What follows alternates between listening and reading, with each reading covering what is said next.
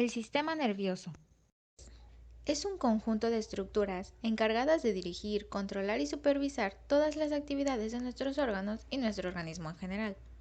Es una red de tejidos cuya unidad básica son las neuronas.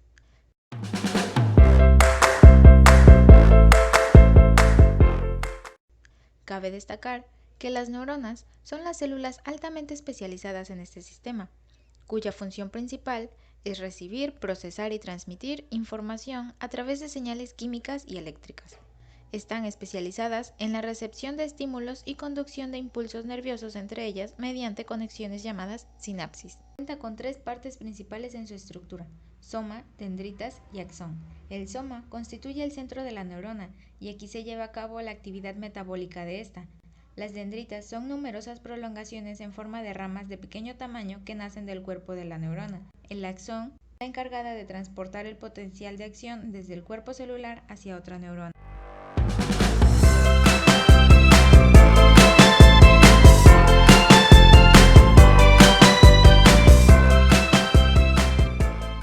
Bueno, para ello vamos a hablar de la embriología. El sistema nervioso tiene origen en la capa germinal ectodérmica. Para describir la formación del sistema nervioso central se describen diferentes etapas clave como la gastrulación, neuralización y el establecimiento de las vesículas primarias y secundarias. Durante la tercera semana de gestación se presenta un evento denominado gastrulación. Durante este proceso, el embrión pasa de ser una estructura organizada en dos etapas, epiblasto e hipoblasto, a una formada de tres capas, ectodermo, mesodermo y endodermo. Esta capa se presenta en el primer indicio de formación del sistema nervioso, el establecimiento de la placa neural. Hacia el final de la tercera semana, cuando está concluyendo la gastrulación, la placa neural sufre unos cambios que llevan la formación del tubo neural. Dicho proceso recibe el nombre de neuralización. En el día 26 se cerrará el neuroporo anterior y en el día 28 se cerrará el neuroporo posterior. El extremo cefálico del tubo neural muestra tres dilataciones que serán las vesículas cerebrales primarias: el prosencéfalo, el mesencéfalo y el romboencéfalo. Este produce dos pliegues, un pliegue cervical, que será la unión del romboencéfalo con la médula espinal, y un pliegue cefálico en la región del cerebro medio. En la quinta semana, las vesículas cerebrales primarias se diferenciaron en 5 vesículas secundarias. El prosencéfalo da origen al telencéfalo y diencéfalo. El mesencéfalo permanece, el romboencéfalo produce el metencéfalo y el mielencéfalo, y el istmo romboencefálico separa el metencéfalo y el pliegue pontino, que marca el límite entre el metencéfalo y el mielencéfalo. Las estructuras embrionarias que dan origen a los diferentes componentes del sistema nervioso periférico son las crestas neurales, el tubo neural y las placodas. En la formación de las fibras sensitivas de los pares craneales mixtos y los ganglios sensitivos respectivos participan las placodas, junto con las células de las crestas neurales. Las fibras somatomotoras, branquiomotoras y visceromotoras preganglionares de estos derivan de la placa basal de las diferentes rombomeras que conforman el romboencéfalo.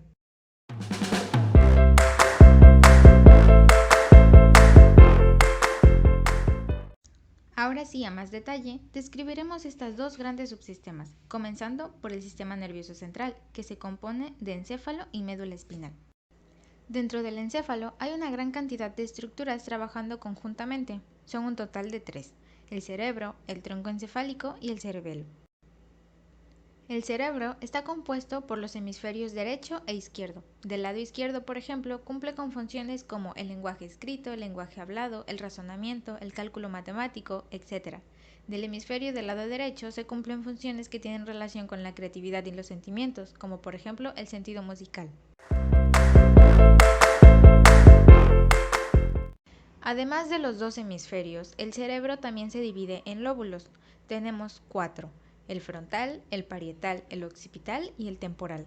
El frontal está localizado en la parte frontal de la cabeza. Tiene características de personalidad, movimiento y además es reconocimiento de olores. El lóbulo parietal está en la parte media del encéfalo y este ayuda a una persona a identificar objetos y comprender las relaciones espaciales.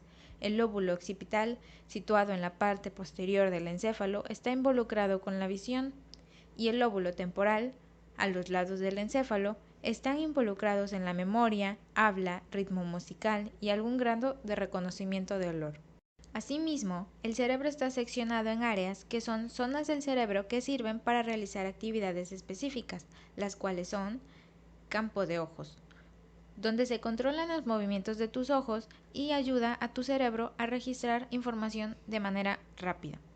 Neocórtex, ayuda a navegar por tu cuerpo. Este gobierna tus sentidos, conciencia espacial y habilidades motoras. La corteza prefrontal controla su personalidad, incluso cómo se comporta en situaciones sociales. El área de Broca es responsable de la producción del habla, la comprensión del lenguaje, la interpretación de las acciones de los demás y sus gestos asociados con el habla. La corteza motora es donde tu cerebro aprende nuevas habilidades motoras a lo largo de tu vida. La corteza auditiva te ayuda a procesar el audio, a diferenciar entre voces, sonidos y ruido de fondo. El córtex somatosensorial es la parte de tu cerebro donde se responde al tacto y siente dolor y placer. El córtex sensorial se basa en sus 5 sentidos y luego interpreta la información que se recopila, lo que le permite utilizar esta información de forma consciente. La segunda estructura que compone al encéfalo es el tronco encefálico. Este está formado por cerebro medio, la protuberancia y el bulbo raquídeo. Las funciones de esta área incluyen el movimiento de los ojos y la boca. El cerebro medio actúa principalmente al comunicar diferentes estructuras y regiones del cerebro.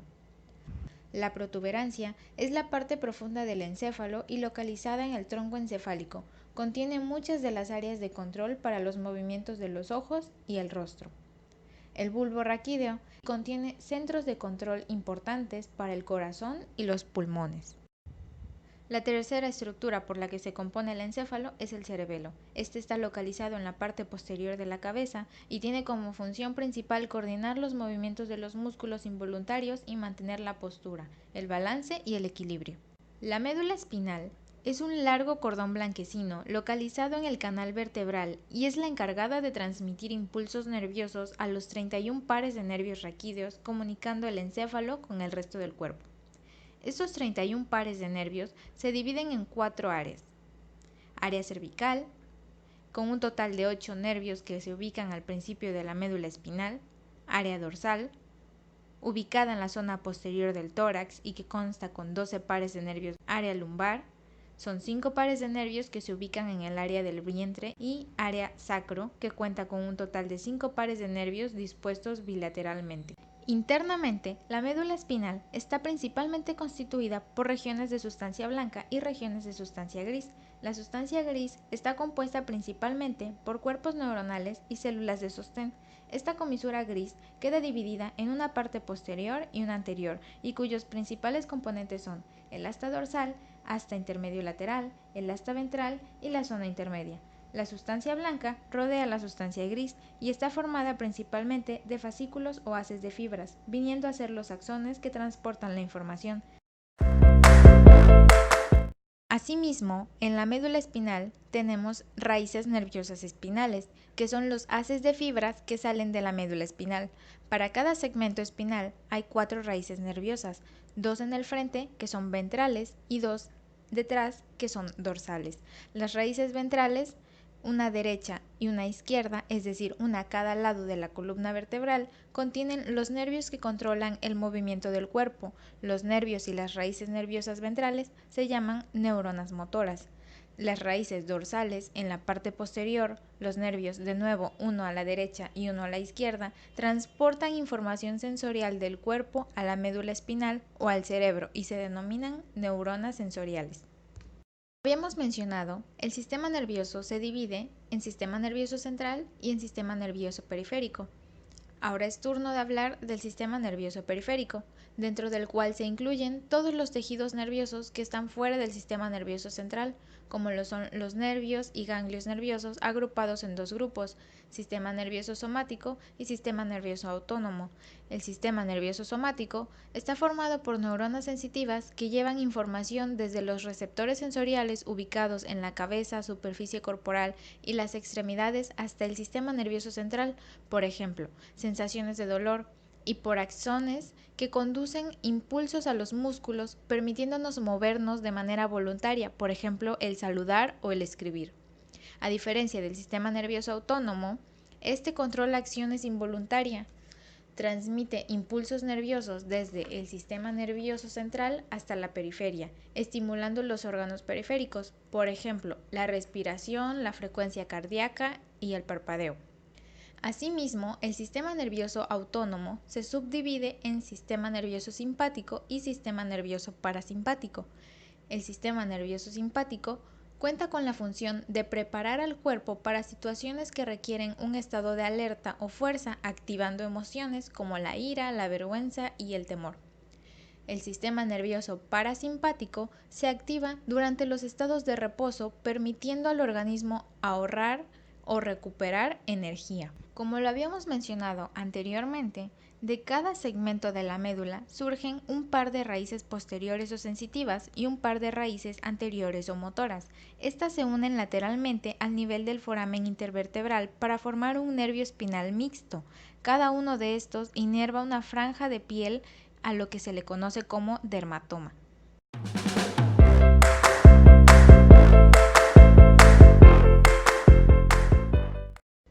Además del encéfalo y de la médula espinal, en el sistema nervioso también se destacan un grupo de órganos denominados órganos sensoriales, los cuales se han especializado en la recepción de los estímulos externos. La vista, mediante estímulos luminosos, permite al hombre conocer el medio que lo rodea y relacionarse con sus semejantes. El oído, mediante estímulos sonoros, nos permite percibir los sonidos, su volumen, tono, timbre y la dirección de la cual provienen.